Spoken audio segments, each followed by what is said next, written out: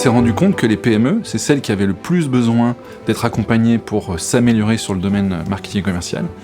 Et pourtant, les dispositifs qu'on avait, c'était des budgets trop importants pour elles. Nous, on a décidé de s'adresser au paradoxe qui consiste à dire quand on a les moyens, c'est qu'on a plutôt déjà beaucoup réussi. Et nous, cette réussite, on a envie de la déclencher pour des gens qui, au contraire, se disent « j'aurais bien besoin d'un coup de main maintenant, j'aurais bien besoin d'un vrai appui, mais finalement, est-ce que je peux ?» Non.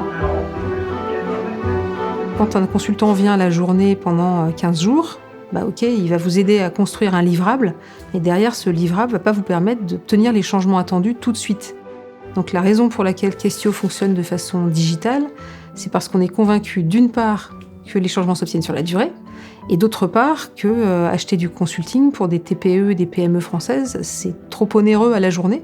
Le modèle qu'on a développé chez Questio, c'est justement de le rendre accessible à n'importe quel dirigeant et de lui dire « oui, bien sûr qu'on peut vous aider ».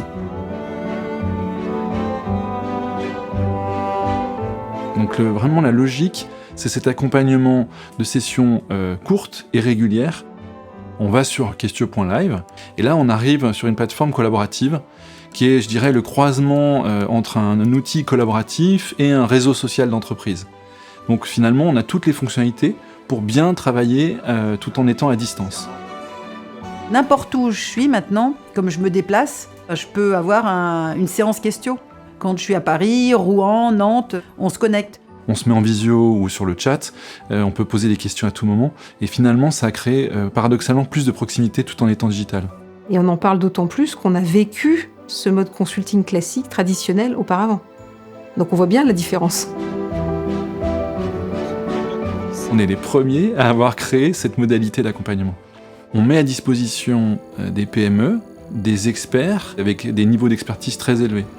Et en général, ce niveau d'expertise est réservé à leurs concurrents, à des grands comptes.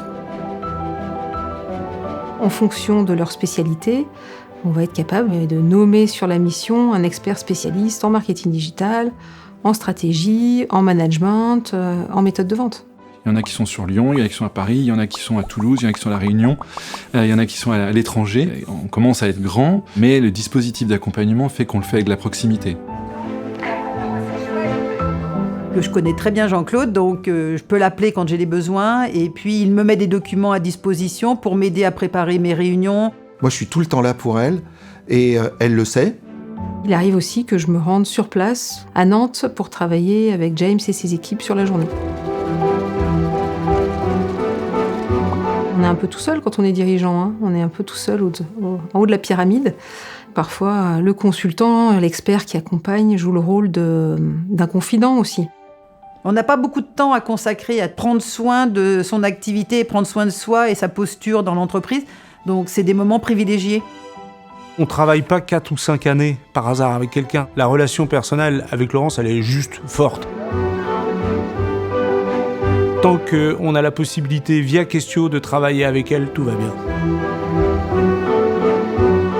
Ce qu'on vit, c'est un mix d'exigence et de passion, en permanence.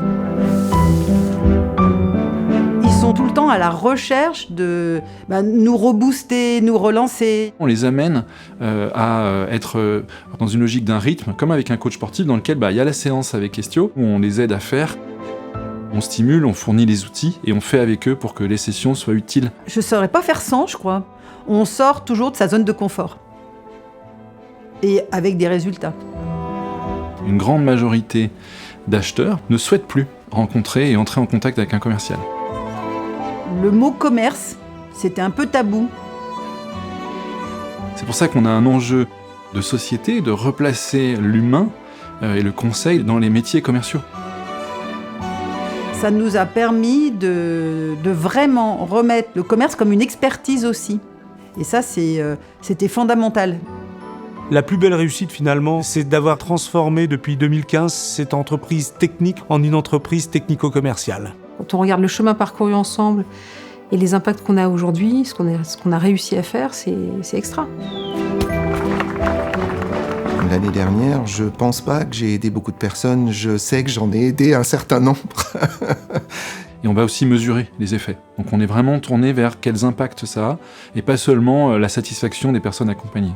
Nous, on a d'excellents résultats depuis que je suis suivie, moi, pour Questio. Et j'en fais vraiment un lien.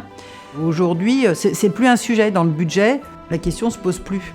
J'ai déjà à plusieurs reprises recommandé Questio. Laurence est une consultante extérieure, mais pour autant, je la considère comme partie prenante de l'équipe de direction. Ce que j'aime beaucoup, c'est qu'ils ont une vraie dynamique d'innovation et de conseil. On fait partie de la bande de dingues autour de Fabien, qui hésite jamais à dire « Tiens, j'ai pensé à ça, j'ai vu ça, ça va pas, qu'est-ce qu'on peut faire ?» Et c'est très sain, c'est très bon. Le questionnement, c'est le cœur du métier commercial. Et il se trouve que c'est aussi le cœur du métier du consultant et du coach. Donc il a beaucoup de sens pour nous. Fabien, c'est quelqu'un qui est visionnaire et c'est une société qui va très vite. C'est-à-dire que tout bouge tout le temps. Il y a des nouveaux savoirs qui apparaissent régulièrement, il y a des nouvelles méthodes. C'est une forme de questionnement permanent et plus on l'accepte, plus on est capable de s'améliorer. Et comme on adore ça...